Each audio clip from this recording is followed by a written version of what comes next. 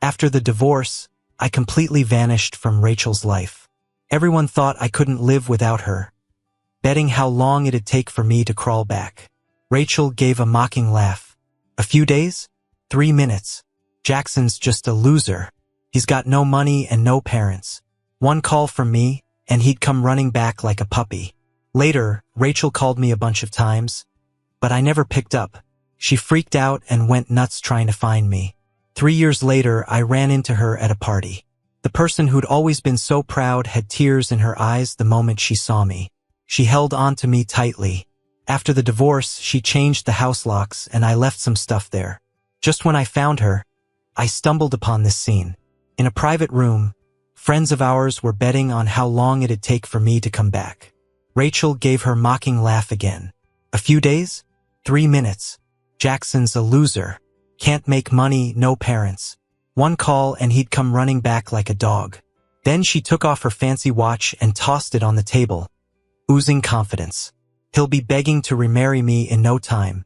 Someone even bet he wouldn't come back. Ha, they overestimated Jackson. He can't survive without me. Everyone cheered, and her friend Laura said, "No plans to remarry? Jackson's been into you for ages. Don't act rashly." Before Rachel could answer, someone cut in. "No way. Rachel never liked Jackson. He wouldn't stop clinging to her. Average looks, average body. Lost his parents a couple years ago. No way he's good enough for Rachel. Even if he begged on his knees, Rachel wouldn't remarry. Besides, the guy smirked at Harry, who was sitting beside Rachel. With her heart's true person back, Jackson's nothing. Their sneers stung me. I clenched my fists trying to keep it together. After we got married, I asked Rachel about Harry once. She just shrugged it off with a smile and said, "It's all in the past. The present's what matters." I didn't dig deeper, didn't give it much thought, until Harry came back 6 months ago, and she threw him a welcome party. That night, she didn't come home. Then there was a second time, a third, and countless others. In the room, everyone chatted loudly. Rachel listened, relaxed with a faint smile. She occasionally joined in but never denied anything. Harry noticed and chimed in with his charming voice. "Y'all are terrible talking about someone behind their back. Besides, Jackson didn't do anything wrong. He just loved Rachel too much. Too bad Rachel loves me. Even after all these years, I never expected her to wait for me." His eyes were soft as he looked at Rachel, full of affection. Rachel was moved too. Marrying Jackson was to please my family. I've been waiting for someone. Everyone knew who she meant. My heart finally broke completely. I'd always sensed Rachel's indifference, but couldn't pinpoint it. She never forgot birthdays or anniversaries and always gave gifts. After arguments, she'd be the first to make amends. I thought it was love, but turns out it was because there wasn't any. 5 years of marriage and she was just acting. I was the one who was deluding myself. Heart shattered, I let go of my scarred hands and turned to leave. But Laura, stepping out of the restroom, called out, "Jackson, why didn't you say anything? Come on in." I shook my head. "No, it's not right." "Why not?" Rachel heard and came out. She crossed her arms and gave me a look. "You're here for me, so why leave without saying anything?" Against her composure, my tear-streaked face seemed pathetic. Love works like that. The loved one always acts recklessly. That's why she could hurt me so freely, trampling my dignity. People began drifting out of the room, eyes lingering on me meanly, especially Harry, who viewed me like a winner looking down on a loser. "Rachel, don't be so harsh on Jackson.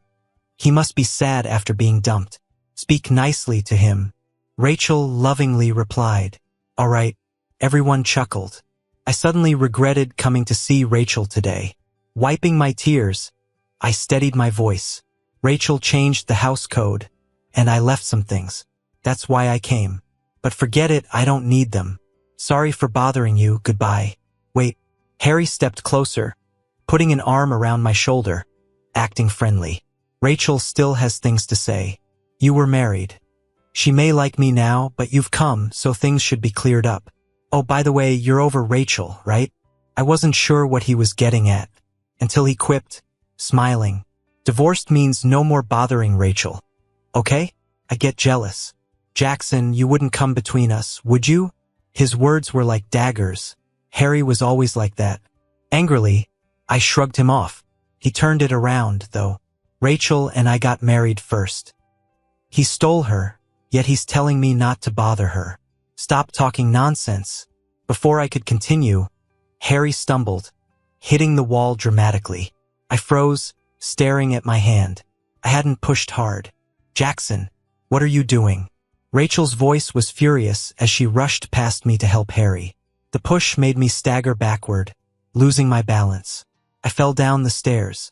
After a whirlwind of chaos, I felt dizzy, and my whole body ached. Right then, Rachel supported Harry as they came down from upstairs. Her eyes were cold. You made your bed, now lie in it, she said. You've done everything possible to bully Harry. Now you're even using self-harm? Jackson, we're divorced. If you have any decency, stop bothering me. Harry's eyes reddened and he weakly said, It's okay, Rachel. Jackson's just mad I took you away. That's why he... Before he could finish, Harry started coughing again. Rachel looked pained, and the disdain in her eyes toward me grew a bit more. Even our friends around were frowning. With just a few words, Harry managed to turn everyone against me. But I didn't have time for that. My stomach hurt like hell. I reached out, barely grabbing onto Rachel's pants. Rachel, my stomach hurts. Take me to the hospital, call 911. Rachel looked concerned and frowned as she asked, Your stomach hurts? Did you hit it somewhere? Ugh. Cough, I said, Rachel, my chest feels tight, and my ankle hurts too. Sigh, Rachel, will it affect my marathon next month? Suddenly, Harry's weak voice drew Rachel's attention back to him. Rachel's demeanor changed instantly. She anxiously said, It won't, I promise. I'll take you to the hospital right now. And what about me? I gripped her pants tightly, hoping she'd look back at me. But Rachel shook me off harshly. She rushed out, holding on to Harry. I blurredly watched her figure recede, muttering, Rachel, I hate you. Before Harry returned to the country, there were no issues between me and Rachel. When she didn't come home all night, she said it was because work was hectic. I understood and urged her to take care of herself. Then one day, I called Rachel, and a calm male voice answered. He said, Hello? Are you Rachel's assistant? Sorry, she's had too much to drink. She's here with me. Can you bring some hangover soup? A sharp pain stabbed my heart. I'd never been in such a situation. I didn't know how to react. An internal battle raged between my inner devil and angel. One told me to trust Rachel. The other suggested she'd done something wrong. Eventually, I brought the hangover soup to the given address. The door was ajar. I lightly pushed it open and stood frozen at what I saw inside. Rachel leaned against Harry, holding his hand, murmuring repeatedly, Harry, you're back. You finally came back. I've waited so long for you. You're finally back. All these years, I thought I forgot you. But the moment I saw you, I realized I still like you. Harry looked a bit sad. Don't talk nonsense. Rachel, you're married. We're in the past. His voice got hoarse by the end. Rachel looked at him with concern, touched his cheek, and seriously said, It's okay. I can divorce and marry you. As long as you agree, I'll divorce immediately. Their heartfelt exchange made me seem like the villain breaking up their love. Yet I had no idea Rachel still liked Harry. When we got married, she said it was all in the past. How foolish I was, deceived so easily. I opened my eyes, and tears rolled down my cheeks. Mom and Dad, I miss you. My stomach felt burning from hunger. I checked my phone. It was 8:15 p.m. I slept an entire day away. No one came to see me or comfort me. I opened my phone, and there were strings of photos from Harry. All of them were of Rachel. In a video, Harry said understandingly, Maybe you should check on Jackson. He seems hurt too. Rachel's smiling face dropped immediately, like someone owed her $1 million. She stirred the porridge impatiently and fed Harry. Why bring him up? What bad luck. I regret marrying such a vile man. Harry, you're too kind. A dull ache hit my heart. The wounds Rachel gave me hadn't healed yet. I got out of bed and stumbled through the discharge paperwork, leaving the hospital decisively. I got a new bank card and called Grandma and Grandpa. When they heard about my divorce, Grandma burst into tears, saying, "My child, come back to Grandma." I replied, "Okay." Aunt had moved to the States years ago to help with the new baby, so Grandma and Grandpa went too. They've been living abroad all these years. Packed my bags and bought a flight ticket. I left North City without a second thought. As I boarded the plane, Rachel's face popped into my mind. I chuckled to myself. They'd probably be thrilled to know I left. At that moment, back in the hospital, Rachel frowned at the empty room. She stopped a passing nurse to ask, "Where's the patient from bed 23? Jackson." The nurse frowned, thinking for a moment. "Oh, he was discharged. Left on the third day." "Who are you?" The nurse glanced Rachel up and down and asked, "Are you his family?" "I'm his wife," Rachel blurted out, then realized her mistake. She meant to fix it, but the nurse's next words stopped her. "You are really irresponsible. Mr. Jackson's health was already poor. He needed careful attention. This time he suffered severe lower body trauma, causing irreversible damage. We performed emergency surgery to save his life. He needed a lot of rest, yet he left on day 3. You should take better care of him, make sure he looks after himself." The nurse left after speaking. Rachel stood there, stunned. Jackson, why, how could she have allowed it? With that, she hurriedly dialed Jackson's number. "Sorry, the number you've dialed is currently unavailable." Again and again she called, but the call just wouldn't go through. Rachel, frustrated, pounded the wall with her fist. "Damn it, pick up the phone." With no answer, Rachel had no choice but to wander around looking for Jackson. Home? Nope. The old house? Nope. She checked all of Jackson's usual hangouts and even reached out to his old friends. But no one had any clue about Jackson's whereabouts. It was like he'd vanished into thin air. Whispers of doubt crept in. Jackson's pretty vulnerable. Could he have done something drastic? Panic seized Rachel's heart. She screamed in denial. No way. Jackson would never do that. But the more she thought about it, the more anxious she became. When his parents died in a car accident, he fell into depression. It's not like it couldn't happen again. Just then, there was a sound at the door, and hope flickered in Rachel's eyes. "Jackson, did you come back?" She rushed forward only to see Harry instead. Her heart sank. It's not him. Harry, seeing Rachel in this state, was fuming.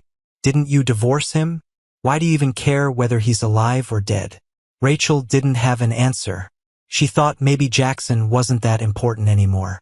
But since he disappeared, she started to miss him a bit. 3 years later, I'm married now in the US and have a lovely son with my wife, close to turning 2. My wife's childhood friend is getting married in our hometown, so the 3 of us flew back to Northern City. After we got off the plane, she dropped me and our son at home, then hurriedly showered, ate, and got ready for work. I pretended to be mad, holding our son and saying, "What's more important, work or family? You've just been so busy. Are you spending quality time with Jimmy and me today?" Annie chuckled, pulled my face close to kiss my brow, and picked up our son from my arms. "Honey, after these 2 days, I'll have all the time to spend with you and our little one. I promise." She's a workaholic. She loves her job, our little family, and me and our son. She balances work and home pretty well, and I get it. I just wanted her to hang out with me a bit in Northern City. That's all. All right, go on, take care. Okay. I'll be back late, so don't wait up. The afternoon was rather dull, so I took my son for a walk and dined at a restaurant I used to love. Unexpectedly, I ran into Laura there. Our son was fussy, so I just nodded at her and carried him home. Behind me, Laura scratched her head. "Jackson's not dead. That's it. I'm calling Rachel."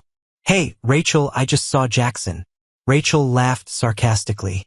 "Stop teasing, he's been gone for a long time." Laura got anxious. "No, really, I just saw him, and he had a little boy with him. If he were alive, why wouldn't he come looking for me?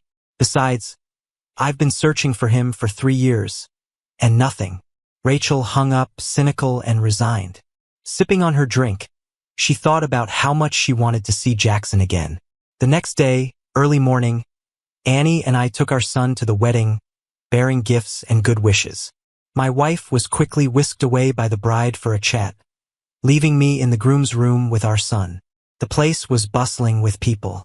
The groomsmen, seeing Jimmy and me, took turns playing with him so I could get a break. Even the groom, once ready, came over. Wow, Jimmy's such a handsome little guy and so well behaved.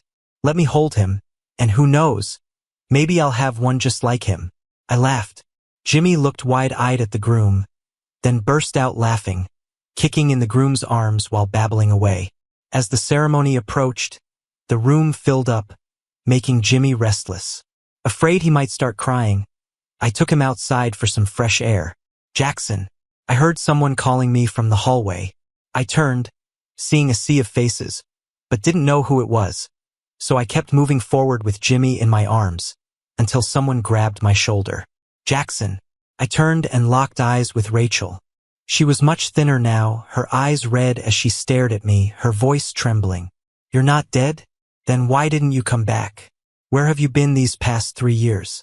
Her gaze fell on my son, and her grip on my fingers tightened instantly. Her voice shook. Is he mine? Memories flashed through my mind, feeling both familiar and distant. Rachel's expression was complex, a mix of sadness, surprise, shock, and joy. I studied her face, intrigued. Rachel was always so composed, like she was in control and handled everything between us so rationally and calmly. But now her eyes were red, and her composure was gone. I pushed her hand away, politely and distantly. No, it's been a long time, Rachel. I'm married now, so please don't grab me like this in public. After saying this, I stepped back with my son. Noticing my cold demeanor, Rachel's face stiffened, and she let out a bitter laugh. Come on, Jackson, you left without a word to anyone. Not to get back at me? I've been looking for you for 3 years. Is this enough for you? This is the child we lost, right? They said we couldn't have children, but I couldn't believe it. How could you bear to give up our child? Now that you're back, let's take care of him together. She looked tenderly at Jimmy, eyes full of affection. Bringing up the child we lost, my heart ached. At the same time, I was shocked by her audacity. She thought I'd cut off ties and moved abroad to punish her. How could she think that? Even now, Rachel thought I was still the Jackson who once loved her to the core. For Rachel, I kept a straight face and growled at her, no niceties at all. Are you deaf? I'm married now. If you're sick, get help. Don't just talk nonsense around here. Rachel was stunned for a moment. In that split second, I turned around to leave. But she chased after me. How can that be? Jackson, explain yourself. Are you really married? Before I could answer, Annie appeared behind us. She wrapped an arm around my shoulder, pulling me and our son close, and pushed Rachel away with her other hand. Her entire vibe was ice cold. Stay away from my husband and son. Rachel impatiently shook her off, losing her patience. Who are you? What are you doing? Smack. I couldn't hold back anymore. I raised my hand and slapped Rachel. She seemed like she'd lost her mind, refusing to listen to reason, just obsessed with her own thoughts. After the slap, Rachel finally quieted down.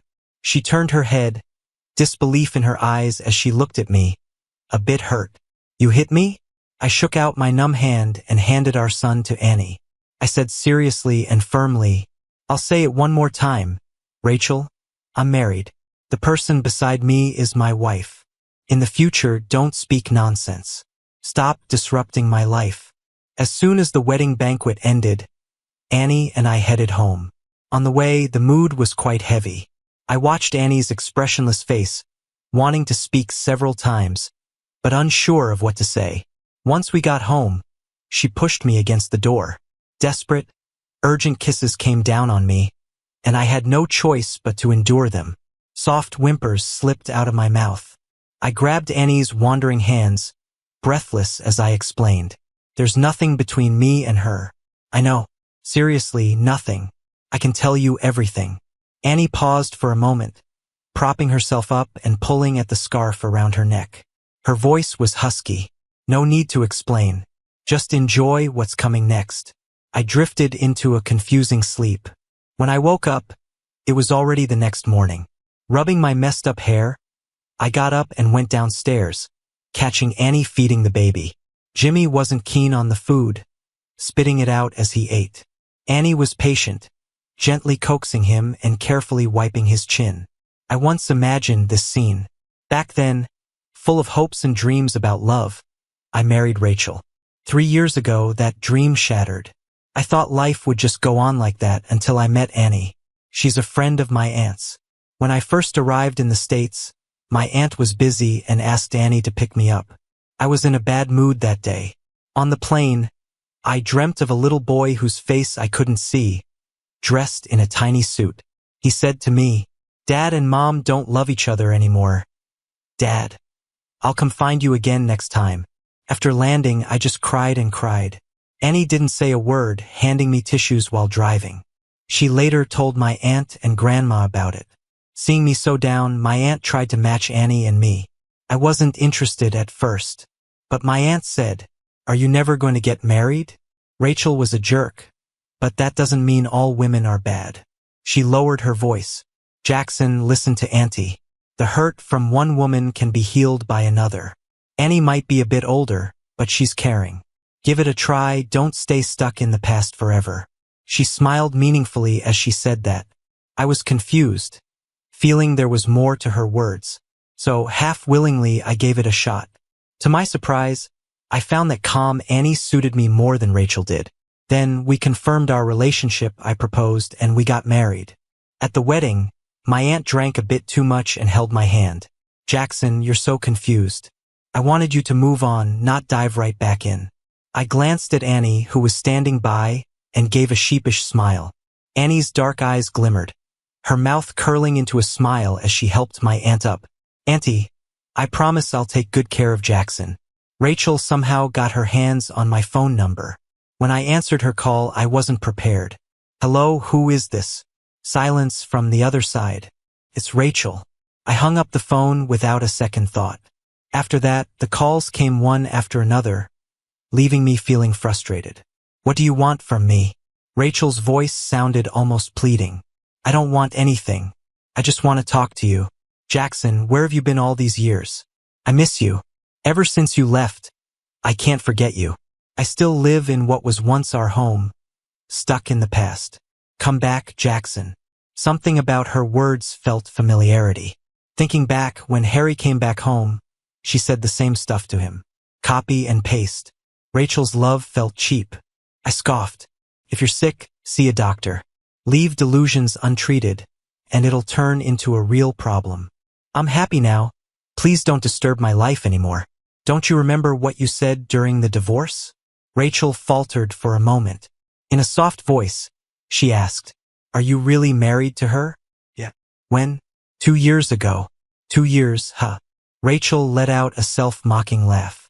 "I searched for you in our country for 3 years. And in less than a year, you created a new family, got married and had a kid, leaving me alone in pain. Jackson."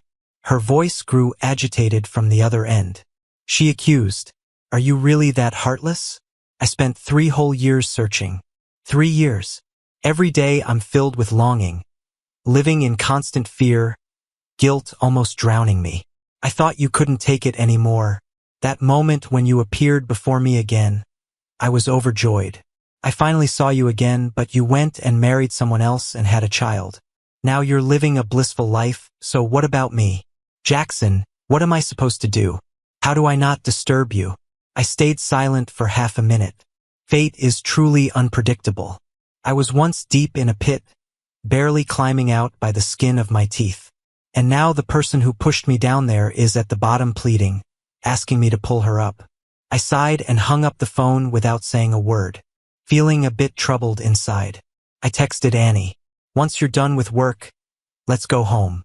She quickly replied, "Okay." After hanging up, Rachel bombarded me with messages. She even followed me to my apartment building. Seeing her stubborn figure, I sighed. It wouldn't look good if Annie saw her, so I decided to meet up with her at a nearby coffee shop. Rachel left before I did. When I got there, I only saw Harry. He looked annoyed, sitting there. When he saw me, he bluntly spoke, Jackson, you're like a ghost that won't leave. He looked me up and down like a scanner. Maybe noticing my sharp outfit, Harry sneered. You're really something. Since you couldn't beat me, you faked your death and left the country. Rachel's been thinking about you all these years, and I thought you were so innocent. I couldn't help but smile sarcastically. If it weren't for him, my divorce wouldn't have been so freaking painful. And now he's all high and mighty, blaming me? Harry, I'm married now. You don't need to be so hostile toward me. Where's Rachel? He squinted, thinking. Then his eyes sharpened. Who's to say you're not just trying to upset Rachel? Bringing your kid around where she'd be, catching her attention and playing aloof. Are you not seeking revenge? I gave him a cold look. Same old trick from 3 years ago.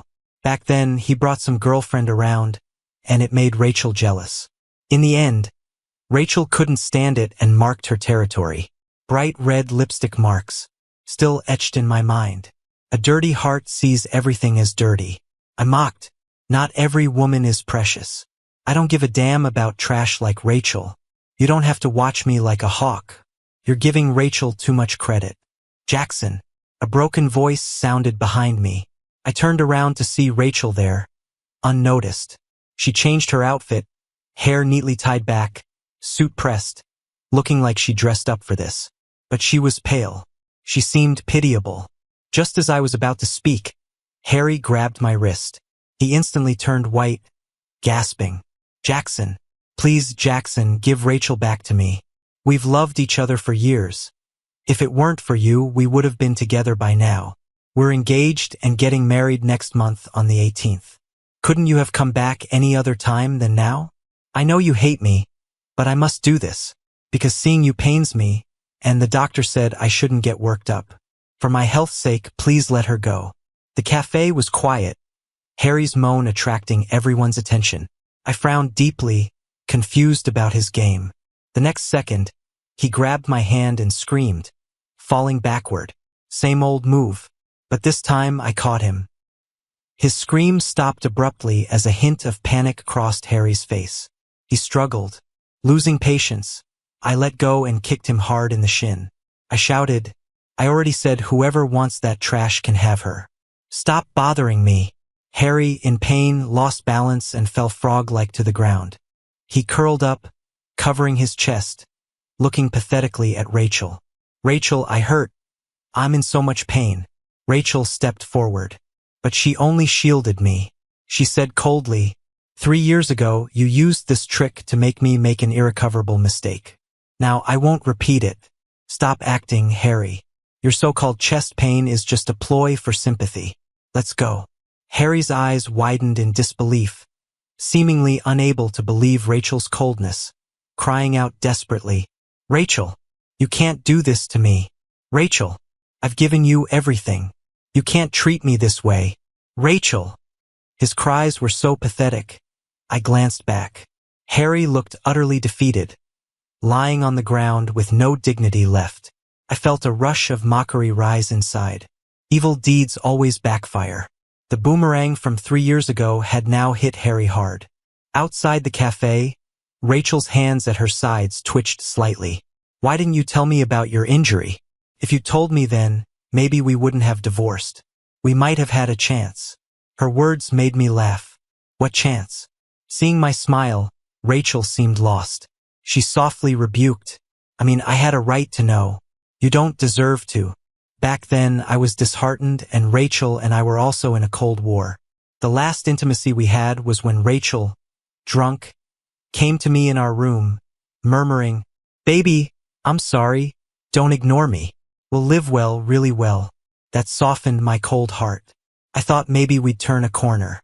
Until that night, I saw the lipstick marks on Harry's neck. I realized Rachel was just jealous. Having nowhere to vent, she came back to me. That moment was a mix of emotions. It was from then on I was resolute about the divorce. 3 years ago, the night I went to get my key to move stuff, you shoved me down the stairs for Harry. I was so dizzy. My stomach hurt. I held on to your pants, begging for you to take me to the hospital. And what did you do? You helped Harry with his sore foot, hurriedly leaving. You only cared if his foot would heal in time for his marathon. Did you even consider my situation? In the end, a passerby called 911 for me. Rachel's face turned pale as she suddenly dropped her head.